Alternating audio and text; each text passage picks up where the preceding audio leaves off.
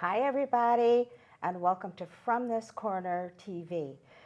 We've been off the air for a little while due to illness, but hey, we are back, and we are strong tonight, 4 women strong, so get ready. So I'm Marilyn, Dayton, your host and producer. We've got a great show tonight, and it's going to be about the transformative power of arts and education. Arts education through collaboration, forming partnerships with schools and arts organizations. As you remember, last year we had a couple of shows about music and children and how children benefit from having music in their lives. We had Jim Papoulis, who had worked with Beyonce and Lady Gaga and other people, and he was very gracious on the show, talking about music with children.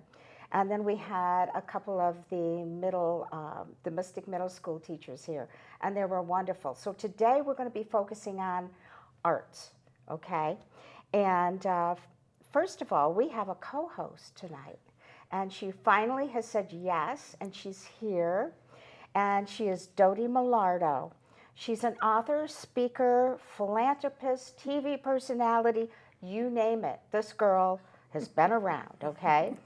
She's a romance novelist. Her book is called, okay, let me talk about what her, a okay? reputation. Her book is called Penelope's Cruise, and she's a relationship advisor. As a matter of fact, she was a guest speaker on Oasis of the Seas, one of the largest cruise ships in the world.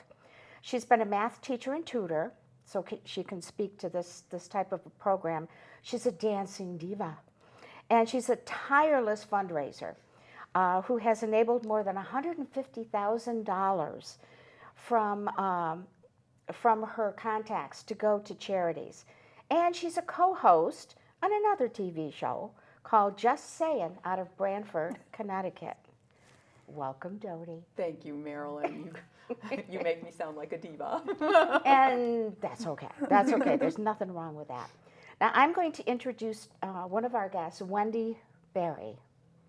She's the executive director of the Southeastern Connecticut Cultural Coalition, Regional Arts Coalition Director. And she has experience in education. She has a master's in arts history and internships with the Metropolitan Transportation Authority's Arts for Transit, which is very cool, and New York Transit Museum that have inspired her lifelong passion for the arts, art history, and public art. And she's published reports on the economic and social impacts of public charities in both Stonington and New London County. And Wendy, I'm so happy to have you on this show. Thank you for having me. I appreciate it. And Dodie. I'd like to introduce you to Kate Fioravanti. She is District Arts Supervisor of the New London Public Schools. Kate has a master's in arts education and leadership, as well as a bachelor's in music. She's been a multicultural arts and movement teacher in the New London, as well as artistic dean at Nathan Hale Arts Magnet School, which is also in New London. She's currently District Arts Supervisor to the New London Public Schools. She's been published in the New York Times, the National Education Association Today, the Day newspaper many times, as well as being featured on the National Arts School Network. Welcome today. Thank you for being here. Thank you so much for having me. Okay. One of the things that we were talking about before our audience joined us was how you two met and what blossomed from there. So would you share that story with us? We would love to. Sure, absolutely. I'll start with that. It was actually a great meeting when we first came. It came about because the coalition did a survey of all of our partners, which are 400 arts and cultural organizations within the region and surrounding areas. It includes artists, museums, historical societies, performing arts organizations. And we had listened for the first year and a half of our organization about what the needs were of our partners. And one of the needs and desires from the partners was that they were more connected to the school system and that they could be more of a resource to the schools. And so we wanted to kind of dive deeper. So we did a survey of all of our partners and asked them, okay, so what schools do you want to be more connected with, and for what reason? Is it to provide to get audiences for your programs? Is it to do after-school programs with the schools and engage with the students? Is it to use them as resources in terms of a venue space? What were your needs? And the responses came back pretty solidly that every partner in general wanted to be connected with all levels of schools for all of those reasons. And so we really gained some information, but not enough to move forward with it. So we kind of turned it upside down and said, let's go talk to the schools. And let's see if we can find out from the schools what they need. And then we'll try to address that with our partners. So I don't remember how I actually got your name. I think it was for a few different referrals. There is only one of Kate's, kind of her position in the region. There's another coordinator for Norwich, but the arts district supervisor is unique to the region, so she was my first go-to. And I explained to her the situation that we had all these partners who want to be more connected to the schools, and we just began a conversation of, we have inventory, we have people who are clamoring to be connected to the schools, how best to do this, what was the what do they need, and so how do we connect, and how do we match make for that? And that was the beginning of the conversation, and you can take it from there. Well, interestingly, I started my position, so my role in New London Public Schools is to create arts magnet schools. And so New London created this position to make sure that I was developing the arts magnet schools, but also making sure that all those schools had were really rich with the arts, because we have multiple magnet themes. So when I first started my position, it was for elementary school. And I didn't have a cultural coalition to seek out, didn't know that one was being created. And so my first task was to go throughout the region and to meet every artist I could find and to talk to every arts organization and cultural organization that was out there. And really the conversation was, so what do you do, and what kinds of things could you provide? What funding is out there, what grants are out there, but to really kind of create from scratch with each and every one of these partners. And it was a lot of work, and I thought, my goodness, if another district does not have somebody like me, I don't know how they are actually making these things happen. And so when we met, we realized that was the problem. Both the schools don't know how to reach out to partners that would really make a difference for them, but also the partners that are out there and the artists that are out there, they don't know how best to connect with the schools. And so what I was finding is there were some organizations who were coming in saying, we have a grant to work with your school, so we're going to come in and we're going to do this program. And I would have to say, well, unfortunately, that doesn't really connect with our curriculum.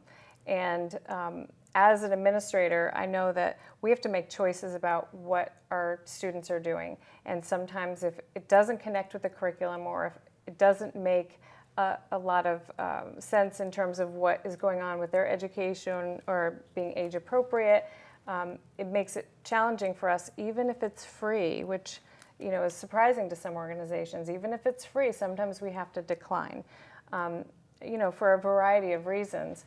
And so, and that's hard for us because these artists went to all these lengths to get a grant or to develop this program, and we can't use them. And so we started talking about what is the best way for us to connect the schools with these organizations and these artists to make sure that they are, getting out there and being able to connect with the students, and the schools are able to say, look at this rich programming that really enhances our curriculum. And that was the name of the event that we developed together, was called Connecting to the Curriculum. And so it was geared towards our partners as a way to kind of bring them to the table in a very efficient 1.5 hour, actually ended up being 2 hours, summit discussion with a lot of educators to really talk to a room full of arts organizations and professionals about what it means to connect to the curriculum so that they have a better chance of being able to work with the schools in a way that adds value to the schools, but also teaches them how best to find them, which grades, which programs, and not create these programs in a vacuum. And so by creating programs in conjunction with the schools based on their needs, they were learning how better to connect with them. So that was what we called it, Connecting to the Curriculum. You mentioned curriculum a couple of times. Does Common Core and all the rules that are around Common Core affect this or dictate some of these programs, be included or not included? Actually, You could probably do a whole show or a series of shows just on Common Core. But I think But as it pertains to the arts that right. we're talking, Well, and that's the thing about the Common Core that's actually good news. oh, yay. Yeah, there's a lot of talk out there, and I think a lot of people don't really understand what the Common Core state standards are for. And even, there's some videos out there that you could watch that those don't even really get at, for someone who's not in education, how do you know what that even means? So at a very simple level, the Common Core is great news for the arts. Great news. Now, testing the Common Core, that's where the controversy is a whole other story. But the Common Core state standards themselves really are taking what students are learning to a whole nother level. And we're seeing, I actually was just in a conversation with a teacher today where she's very frustrated because a lot of the students that she's working with are so used to the fill in the right bubble and you succeed, but that doesn't work anymore. And really, it never worked. Simply having the right answer to something, but not really being able to explain why that was the right answer or what other answers might there be and how does this relate to other subjects. That's simply not the way education used to go. And so now it's requiring students to think and to explain their answers, to argue and to get into a big debate over what is this artist saying in this picture, and to watch third graders have an argument about why Van Gogh chose these colors and these brush strokes. It's a fascinating conversation to listen to, but that's what they're having to do now, is to actually come home and talk to their parents who weren't raised on the Common Core, and they're starting to have these conversations that make such a bigger difference. And the better news is that long term, for them to be able to explain what they're learning, they're going to discover things about themselves as well. And that's where it's such a perfect marriage with the arts, because the arts, there is no right answer with the arts. There is, every painting that's created, even if it's a reproduction of a painting that already exists, every painting, that's the first time that painting has ever existed. Whereas in math, 2 + 2 = 4. Forever. That we reproduce that all the time. But every painting is unique. Every performance of a jazz piece, that's the first time that has been performed that way. So it makes the arts perfectly aligned with the Common Core because it's asking students to really look and see. And as soon as you bring the arts into it, you bring text to life, and you bring the meaning of something to life. There was a great quote from Richard Dreyfuss, who played Holland in Mr. Holland's Opus. Yes. And that Mr. Holland's Opus is a big no-no in the music world because it talks about music being cut from the budget, and but at the end of the movie, no one saves it.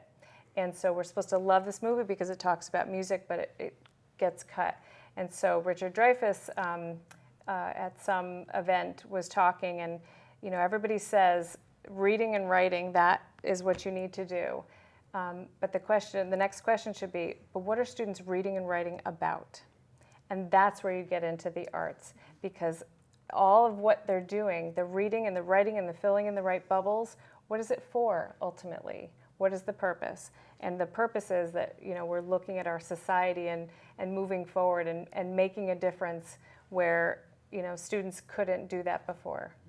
How do you define the arts? When somebody hears that word, they think automatically of paintings. Does it also involve drama and music?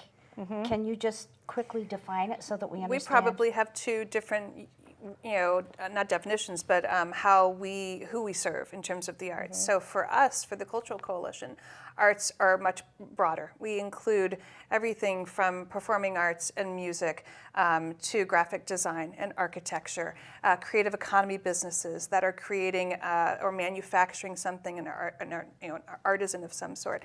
artists. So we think of it in much broader terms of a creative economy. And that does open the door much broader than people would think in terms of school programs for the arts. Arts for schools, and you can answer that. But for the Cultural Coalition, we have a very broad definition of arts, cultural, and heritage almost for all three. And it really does include for-profits and nonprofits and the creative world itself. So writing, publishing, printing, anything that you can use, pretty much everything really is creative in some capacity. But our definition is pretty broad. And in the schools, most schools you will see have music and visual arts for the most part, and state law says that they have to have access to that in schools. But the National Core Arts Standards, which are in their structure aligned with the Common Core, they include music, which is instrumental and vocal, also visual arts, dance, theater, and media arts. And so even, filming this show right now, this is, example of media arts or graphic design and that kind of thing. And so, but those are probably going to trickle into schools a little bit, but then you're talking about more teachers that you have to hire. And so fortunately, we are in the arts magnet pathway, we have the opportunity and actually the obligation as an arts pathway to really set the stage, no pun intended, to have all 5 of the arts really prevalent throughout the school. And so we actually have a TV studio at Nathan Hale, and we're going to have dance studios at the Arts Magnet Middle School. And so those are part of the curriculum for all of the students. Which brings to my mind, having a studio like this can be expensive. So where does the money come from? I'm sure it comes from different places. Can you kind of let us know, help us be more acquainted with where the budget comes from? So I guess it depends on which budget you're talking about. So the school's budget is obviously dependent on, and Kate can talk about, obviously taxpayer dollars that goes into the school's budget, or private schools would have their own.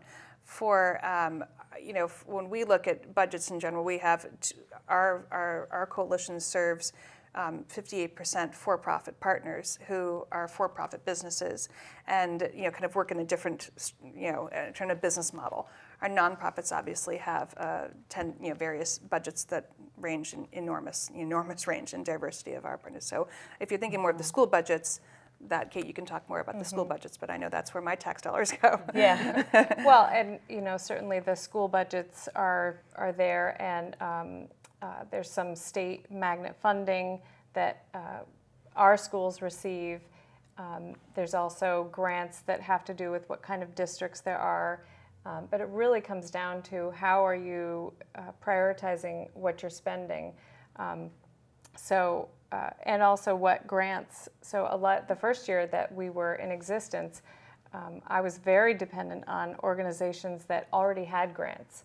And then being willing as a school district to co-write grants with these organizations, because then we have aligned what our needs are and what they provide, and so being able to do that together.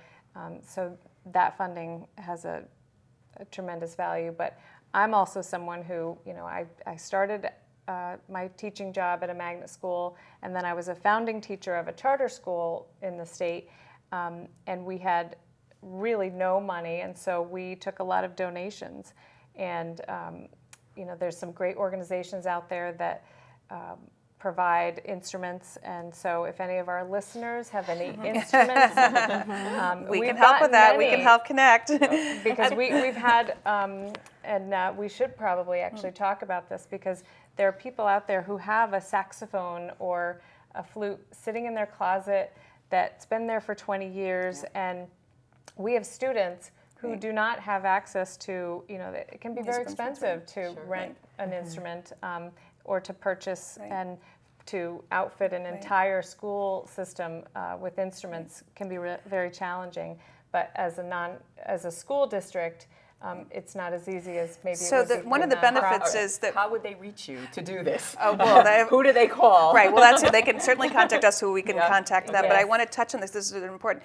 Part of the reason for the collaboration is that those are state dollars. That's government money, essentially, that goes to the schools. The nonprofits and our partners, predominantly nonprofits, are 501c3 nonprofit organizations that can actually accept grant money and donations. The collaboration that comes into play is there are federal dollars available for grants to support initiatives that collaborate between organizations and schools.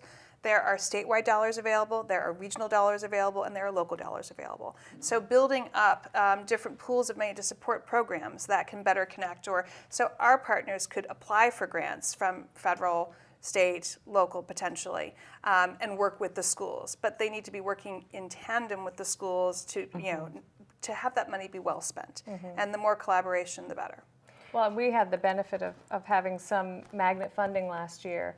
And the best part about it was that the first thing I did was I started hiring those artists that are out there. And we brought in an artist who painted a mural in our hallway because we had this new building of white walls. And so she came in and painted a mural, and she got paid. So, As she putting should. aside the As starving she art- should. as There is she no more should. starving artist model. Exactly. Get away from and it. so, it really is, it creates this cycle where we're having magnet funding, but that enables us to hire all kinds of artists from all over, and artists even from other countries have come for 8-week residencies through Expressiones Cultural Center. So, we've had these opportunities, and so this, everybody, there's been a lot of criticism about the magnet funding, but that has enabled us to actually boost the economy, and the arts in general boost the economy. So the more the arts thrive, the more the whole region will thrive. And the more the children will thrive. Right. And let's talk about that just for a few minutes. The children will benefit from this program. How will they benefit? Well, I think I'm sure you have your own. Obviously, a lot of schools have had to cut back on arts programming. It's considered not the essential programs for many schools. And so I think you've seen this, especially in the suburbs, some kind of many cutbacks on arts programming. So drama clubs are now having to go out and raise money from their parents and their families, and there's a lot more fundraising going on to help pay for a lot of clubs and activities that normally many years ago might have already been subsidized through the schools. So I think we're seeing this kind of need for these programs to exist in the schools, because we know that they benefit the students. We know that children thrive and benefit from music and from art and from stimulation, the creative world. But I think we have this issue where arts are considered non-essential to many schools in terms of budgets. We know that there's data to show that they are essential to learning, but it's very hard when you're up against the sciences and the maths and the programs that are really essential and tested. How do you test how arts, and there are certain ways you can do that, but I think the children will benefit in just having arts be part of. And I think the data there's tons of data about how arts learning, arts education benefits students and how well they learn, how they can interpret information. It's just very hard to get that through sometimes to a board of finance who's making decisions about which are essential programs to have. Can you give a specific example? Because I in reading to prepare for this, I read that arts enable students to be more successful in school, in work, and in life in general. It would probably help for people to know specifically, if you can talk to this point, how do they benefit? What does like going to an art class provide them with? What kind of a skill? That they become more successful? I will let Kate answer that because I know she's got good data. But I can tell you that a recent survey, and I think it was about a year or two ago, of corporate America, of all the higher executives, they went and found it and tried to research and study data about their success and how they can attribute some of those successes. And the arts played a major part in their mind. They were able to attribute success to a music class they took, to a creative skill. The ability to think creatively often comes and is inspired through arts classes of some sort. But it was interesting. It's information that we know in terms of corporate success, that an arts background or education growing up, in some way, they can say that it was partly responsible, or they can attribute attribute their success to in something. Now that's just the corporate world in many parts, but I know that you have good data, I'm sure, on why the arts are beneficial.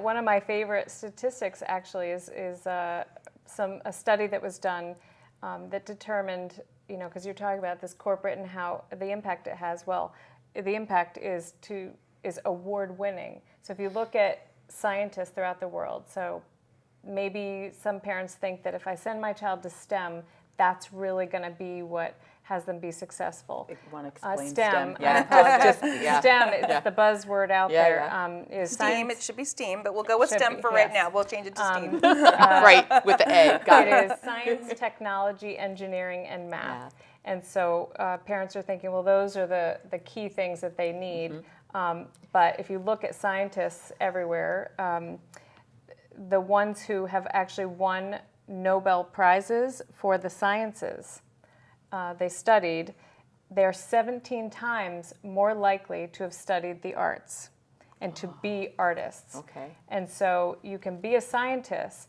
but without that creative outlet and studying the arts, they said not just doing some arts every once in a while or liking the arts, but actually studying the arts makes them 17 times more likely to win a Nobel Prize. Wow. I mean, that's an interesting statistic. That's huge. Well, and I think that speaks to the budget issue, where people are trying to decide how their taxpayer dollars are being spent. They'd be more inclined to support the arts if they knew a statistic like that. Yes. That their kids that are going to school could be more successful. So that's and I'll fabulous. tell you a story too that's more closer to home. So it's actual students that we have in our district. Hot schools is a designation in Connecticut, stands for higher order thinking schools. It's been around. I haven't heard before. Yes, and it's called a hot school. And it started about 22 years ago, and it's a designation for schools in the state that focus on the arts and arts integration and democratic practice. And so our arts elementary, Nathan Hale, was designated as a hot school. And so our school did a partnership, and this is part of being a hot school, is you partner with teaching artists who are, we have multiple master teaching artists in this area. And it was Flock Theater came in to our school, and they collaborated with our teachers. And so they did all this planning with our fourth grade teachers. And there was one teacher who couldn't be part of the planning, and so his class was not part of it.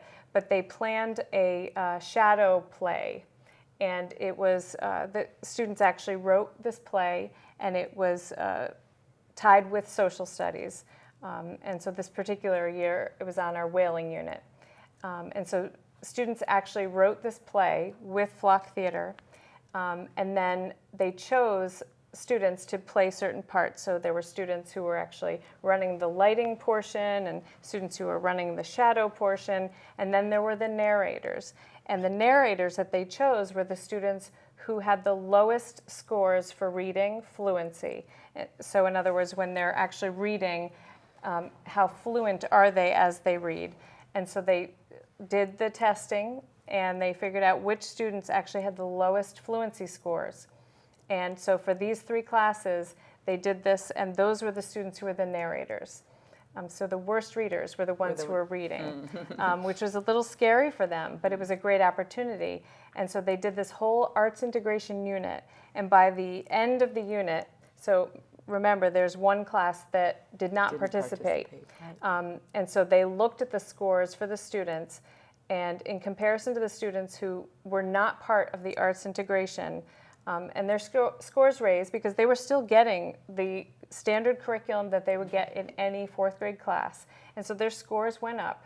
However, the students that participated in the arts integration unit, their scores went up twice as much. I mean, doubled the amount of impact that it had on their reading fluency, not to mention their confidence level increased, their feeling amongst their peers about how successful they were, because they really drove that play along. And so that collaboration is something we did the first year, and we've continued that, and then incorporated those kinds of things. So it's not just, here we are, we're planning this unit, and we're going to implement it with our students, but now we're going to look and say, okay, what impact is it having? And we're seeing that, across the board, the students it's having a huge impact on their achievement, but selfishly, it's having a huge impact, as I can see, on their self-worth and their self-expression. Your I confidence. love that. Yeah. And we have to take a little break, and maybe I don't want to, but maybe that's a good spot to take a couple of minute break. But hang in there, we'll be right back. Can you help me with this? My new dad teaches me all kinds of stuff. Sure. He helps me with homework. That would be 3.6795. Thanks. Yep. He helps me with my decision making. I wouldn't use this one. Ever. And he's even teaching me how to drive. And that's why cars have bumpers. I'm learning so much. You don't have to be perfect to be a perfect parent. Thousands of kids in foster care will take you just as you are. When some people struggle with their mortgage payments, they become frozen, petrified. Not knowing what to do, they do nothing. But the people who take action are far more likely to get the most positive outcome. Making home affordable is a free government program. Call now to talk one-on-one with a housing expert about the options that are right for you. Real help, real answers, right now.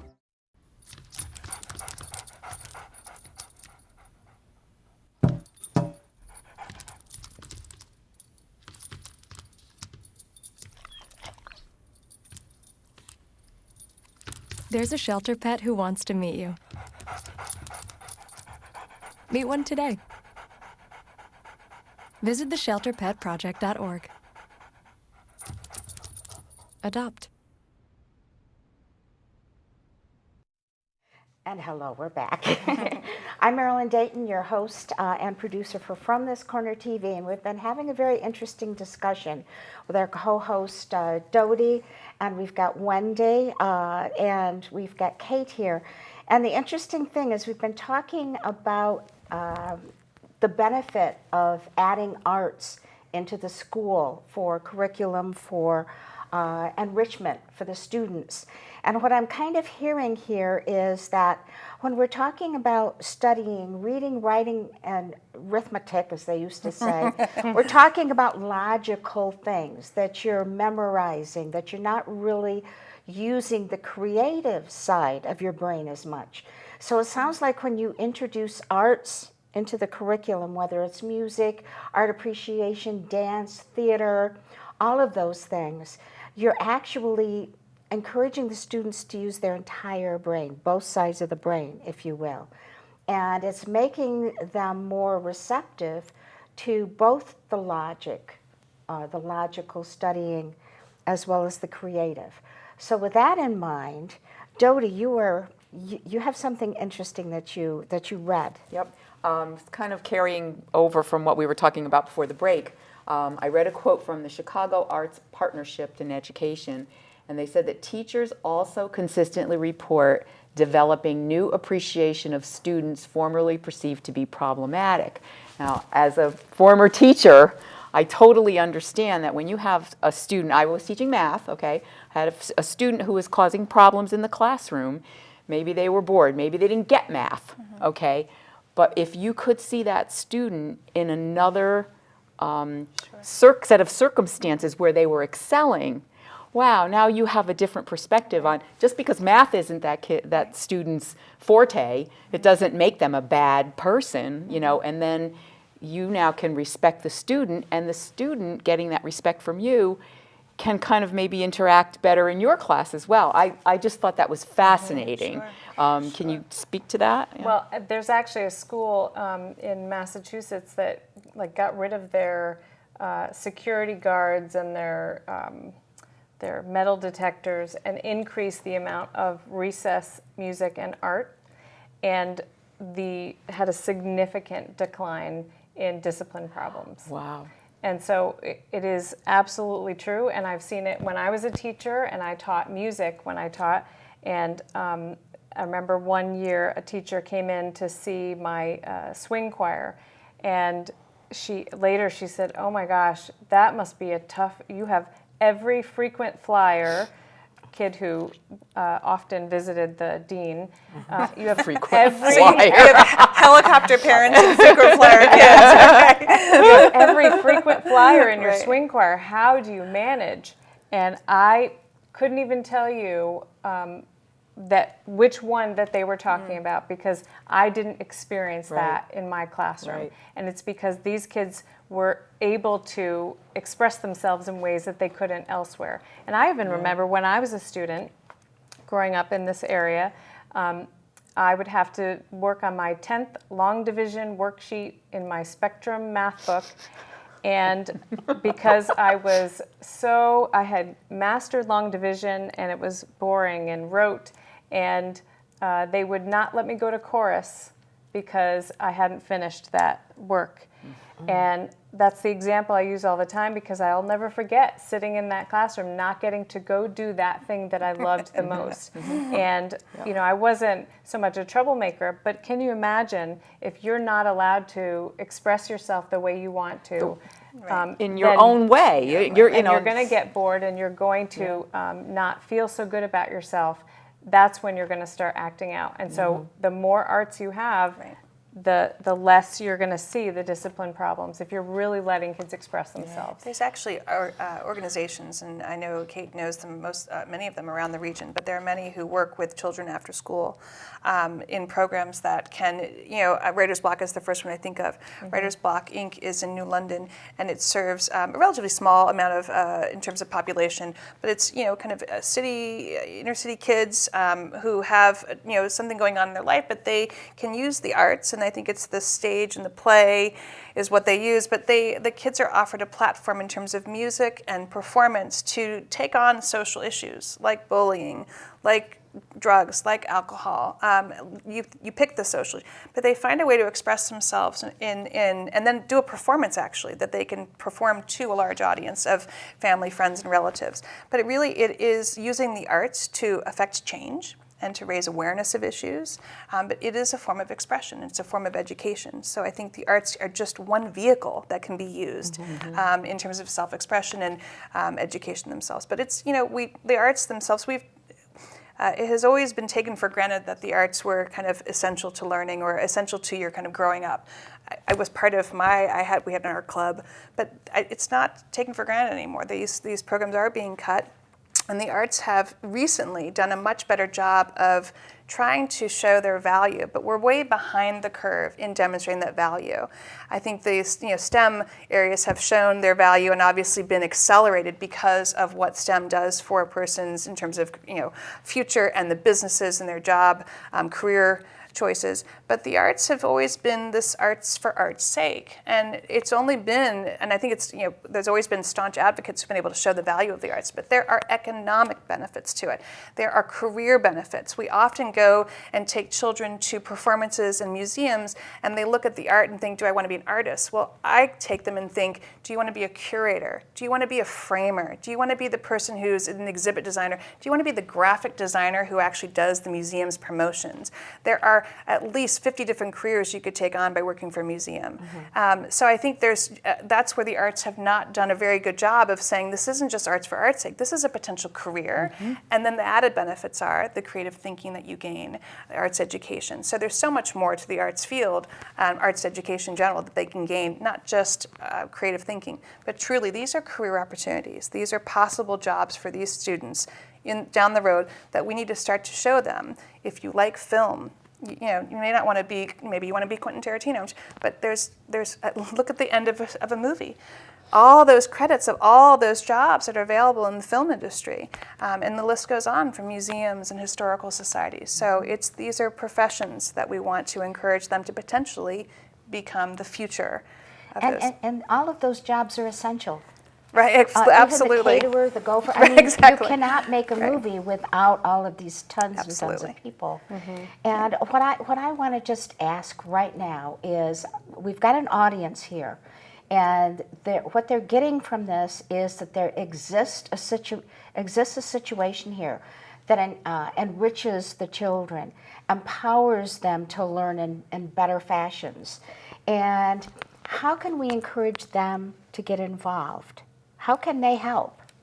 What's the list? Well, it depends on who you're talking about, but I Right. think for parents, I can, speak to parents, and Wendy can probably speak about organizations in this area.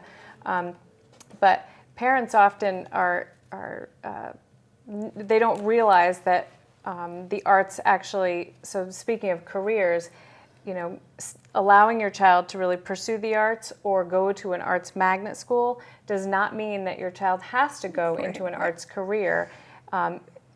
There's so many different ways that we've talked about and could talk about all day about why the arts has an impact no matter what. So I've seen many of my students, former students who've gone into the arts, but more often than not, they're going into other careers. That being said, there are careers that, like video game design. Right. Composing the music for video games is the most lucrative music career that is most lucrative. And they That's actually have a amazing. major at like Berkeley and Right. schools like that. But also, stepping Go back figure. a little, thinking about, it's not just about the arts, in a very specific way, but more thinking about what the approach is for a school. So, we might have all grown up going into a class and having our worksheet and filling it out, but that's not how it works anymore. So you'll go into a class and, as a hot school, we focus on Howard Gardner's multiple intelligences. So the linguistic, logical, mathematical, musical, visual, spatial, interpersonal, intrapersonal, naturalist, existential, and bodily kinesthetic. So allowing that kid who My kids are learning that? Well, think about it. I mean, that kid who just can't sit still, what happens is he is or she is, sent to the principal's office or whatever. But there are kids who they need to be able to get up and move and show on a number line on the floor through dance and movement.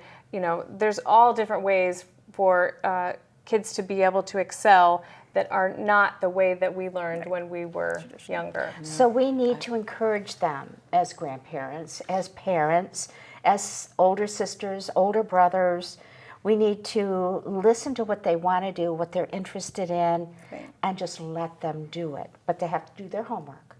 Yes. Right, So- and to know that I think just along Kate's point, a career in the arts does not mean that your child is going to be poor or starving artist. I mean, I think there are incredibly lucrative, very successful careers, and I think we have to do a better job of saying that the arts are not a fluff and that it's potentially, oh gosh, they want to go to art school. What are they really going to do with their life later on? Yeah. We need to do a better job of showing them the applications of an arts education, that they do the same way that science can be applied to many different industries.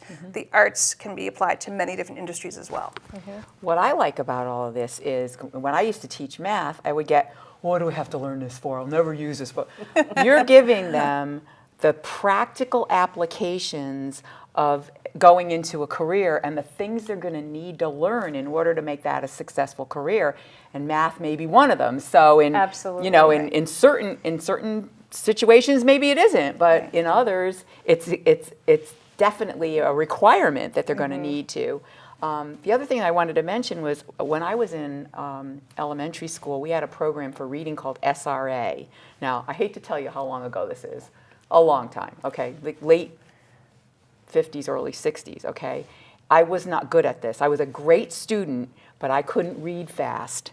And they had this projection system where the words would be projected across the wall in the front of the room. And the machine kept going faster and faster. And if you couldn't read fast enough, you couldn't comprehend what was being said up there, and you could just forget it. Well, confidence level about reading, forget it, okay? If I had been in the program you were discussing before where the worst reading kids got those narration parts, and I could have built my confidence up, I wonder where that would, to this day, reading, because I'm a slower person at reading. What an impact. Yeah. And I'm realizing that now that we're talking about It's this. learning. It's how we learn. So Yeah. I mean, Kate, what our summit actually achieved for a lot of our audience there was to explain that school is different today than it was for most of us. That we are there is a different way of learning than what we learn, other than memorization, like she spoke about.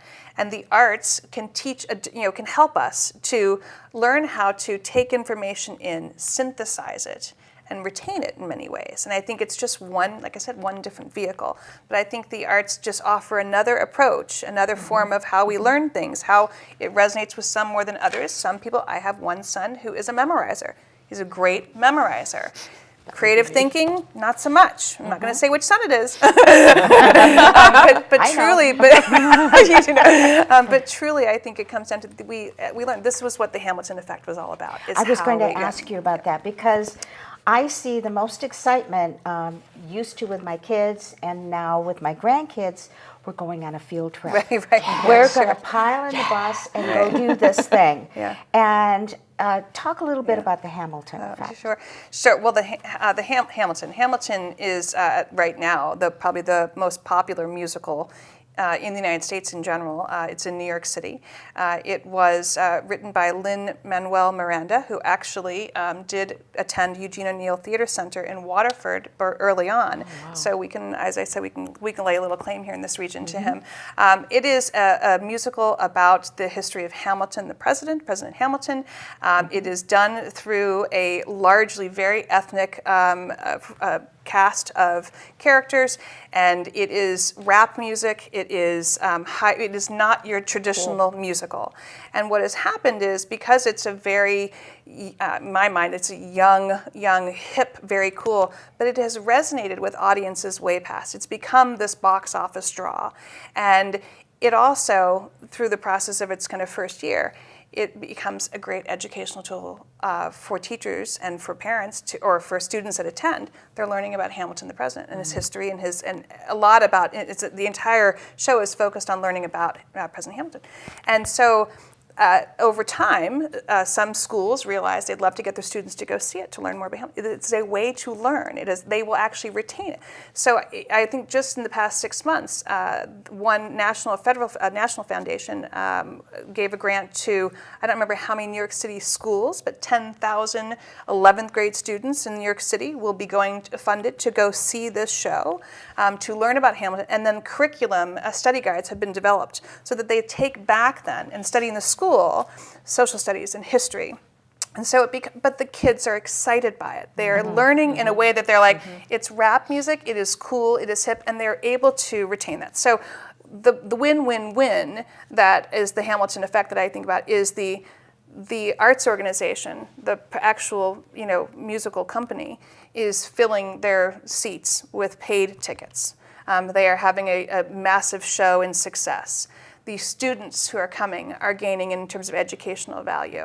And the schools are using something that's available to them to help teach their students in a way that actually is working. And there's a lot of impact there. So the Hamilton effect is these arts organizations who are offering wonderful programs are able to do their job, which is also, they are there to sell their shows, but they're filling the seats, so they're benefiting, they're affecting these students, they're creating a lasting impact, and it's all about education, and it's connected through the curriculum. That's the Hamilton effect. Now, That's so fabulous. What if we have a philanthropist watching? Oh, and they call me.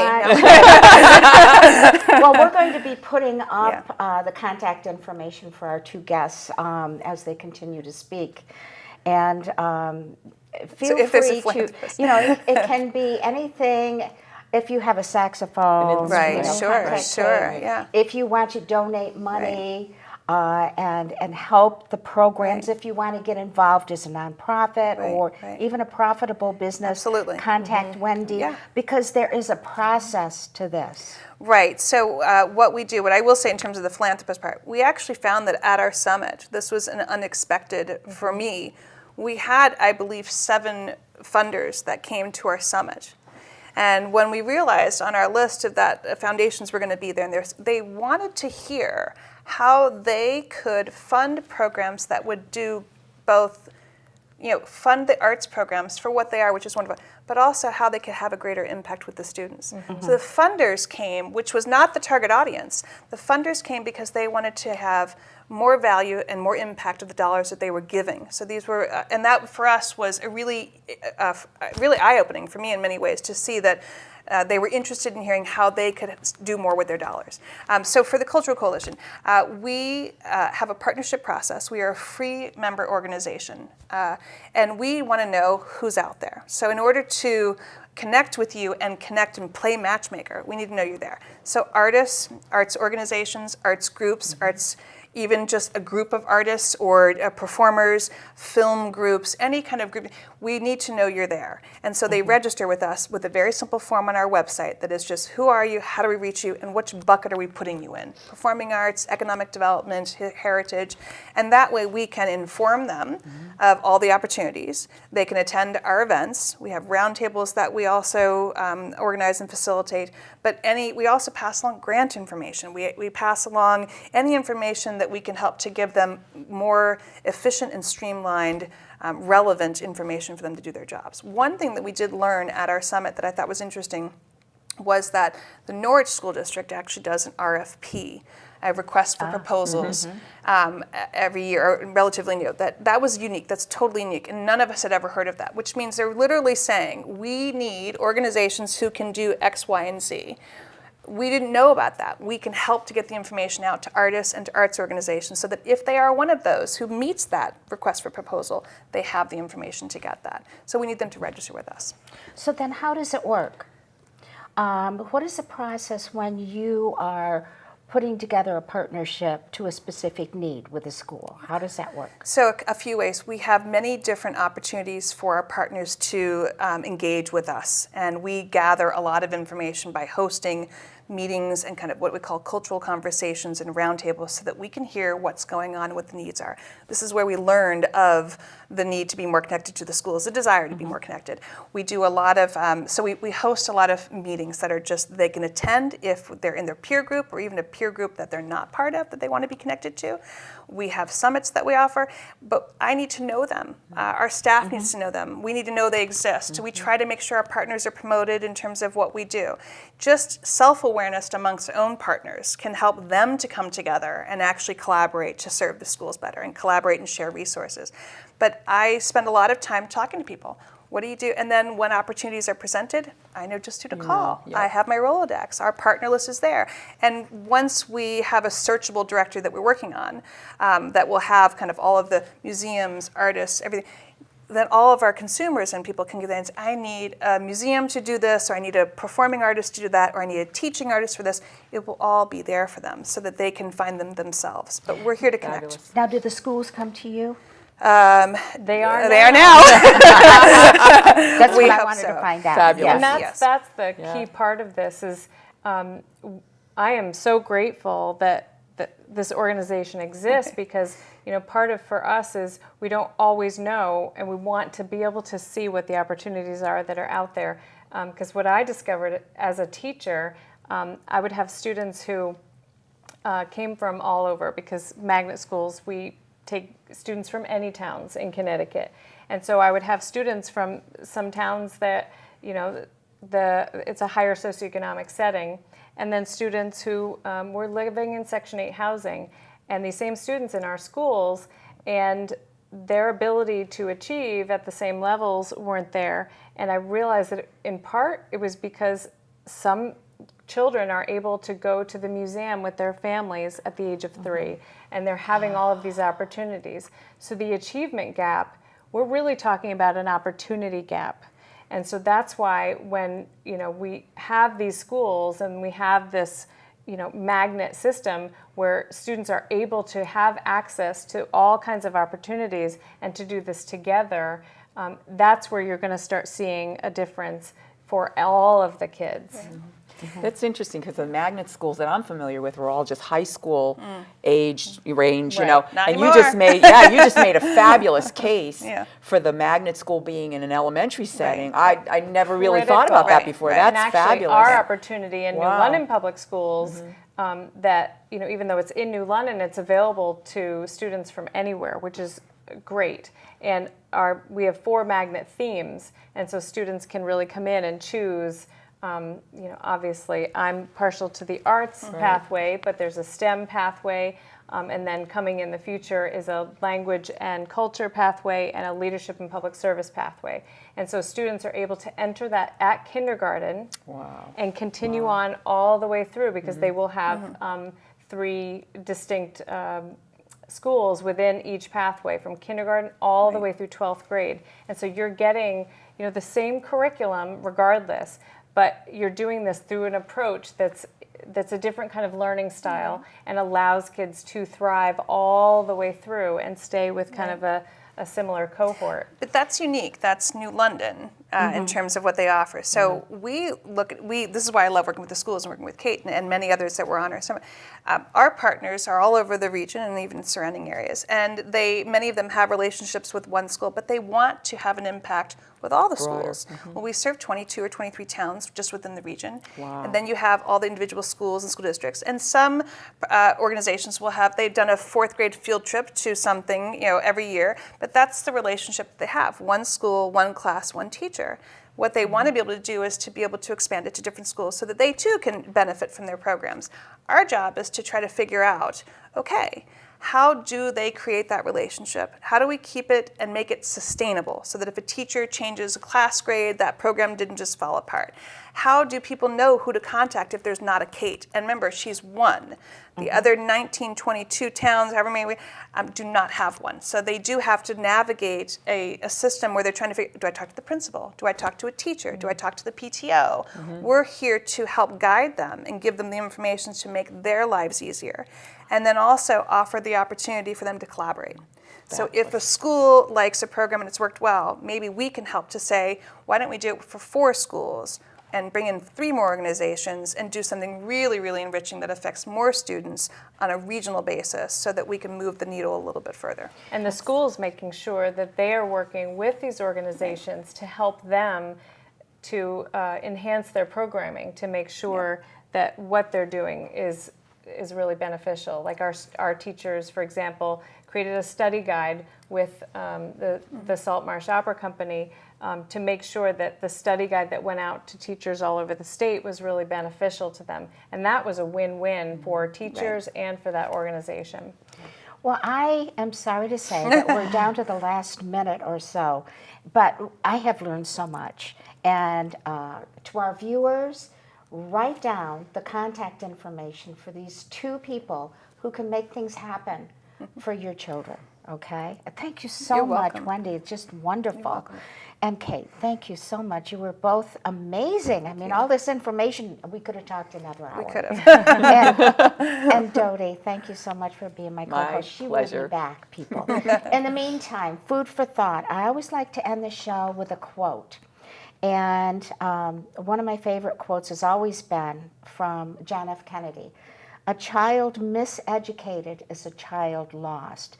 To my mind, what that means is a child who doesn't receive the opportunities and the benefits of having arts balanced into their education system.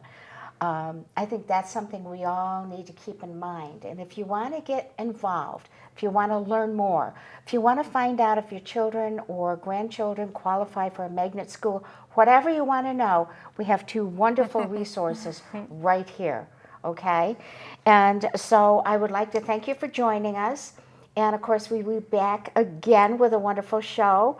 And just thank you so much for joining us. And we will see you next time.